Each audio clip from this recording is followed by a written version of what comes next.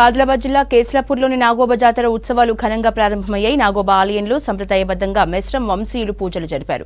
పుష్య అమావాస్య ప్రారంభ ఘడియల్లో మహాపూజతో ఉత్సవాలు మొదలవుతాయి. 5 రోజుల పాటు జరగనున్న జాతర వేడుకల్లో ఆదివాసీలు నాగోబాను దర్శించుకుంటారు. నాగోబా జాతర ఉత్సవాలకు అన్ని చర్యలు తీసుకుంటామంటున్న ఖానాపూర్ ఎమ్మెల్యే వెడ్మ బొజ్జు పటేల్తో దేవిదాస్ ఫేస్ టు ఫేస్. కేస్లాపూర్లో నాగోబా జాతర ఉత్సవాలు ప్రారంభమయ్యాయి. ఇక్కడ 5 రోజుల పాటు జాతర ఉత్సవాలను నిర్వహించున్నారు. మేస్త్రం వంశీయుల ఆధ్వర్యంలో పూజలు ప్రారంభమయ్యాయి. ప్రస్తుతం మనతో మాట్లాడడానికి ఖానాపూర్ ఎమ్మెల్యే స్థానిక ఎమ్మెల్యే వెడ్మ బొజ్జు పటేల్ ఉన్నారు. అన్న చెప్పండి, నాగోబా ఉత్సవాలను ఎలా జరపబోతున్నారు?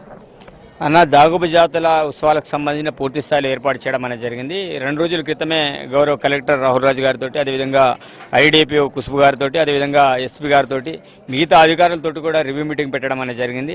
దీనికి సంబంధించి ప్రజలందరూ కూడా వేల సంఖ్యలో ఇక్కడ రాబోతున్నారు కాబట్టి వాళ్ళందరూ కూడా ఎవరికి కూడా ఇబ్బందులు కాకుండా పూర్తి స్థాయిలో వాళ్ళకి మాట్లాడడం అనేది జరిగింది. మరి త్రాగునీటి విషయమే కావచ్చు, అదేవిధంగా ఫుడ్ సెక్రటరీకి సంబంధించిన ఫుడ్కి సంబంధించిన విషయమే కావచ్చు, మిగతా అన్ని అంశాల విషయంలో కూడా పూర్తి స్థాయిలో కలెక్టర్ గారు, పిఓ గారు పూర్తి స్థాయిలో జాగ్రత్త తీసుకుని ఎలాంటి ఇబ్బంది లేకుండా అన్ని పూర్తి స్థాయిలో ఏర్పాటు చేయడం అనేది జరిగింది.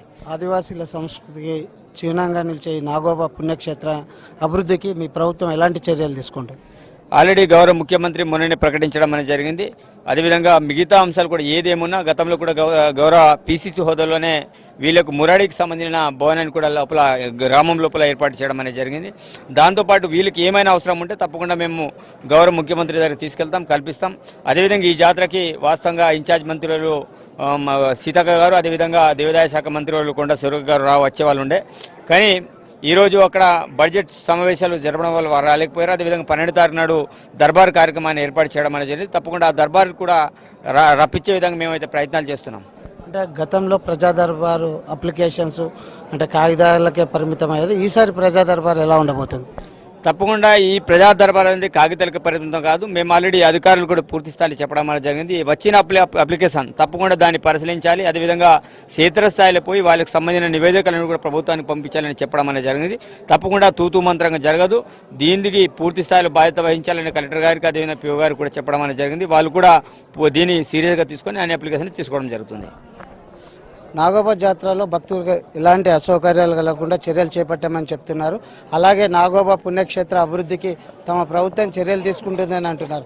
అలాగే మరోవైపు ప్రజా దర్బార్లో వచ్చిన అప్లికేషన్లను క్షేత్రస్థాయిలో పరిశీలించి పరిష్కారానికి చర్యలు తీసుకుంటామని స్థానిక ఎమ్మెల్యే వెడ్మ బొజ్జు పటేల్ చెప్తున్నారు. కేస్లాపూర్ ఆలయం నుంచి కెమెరామెన్ విఠల్తో దేవిదాస్, V6 న్యూస్.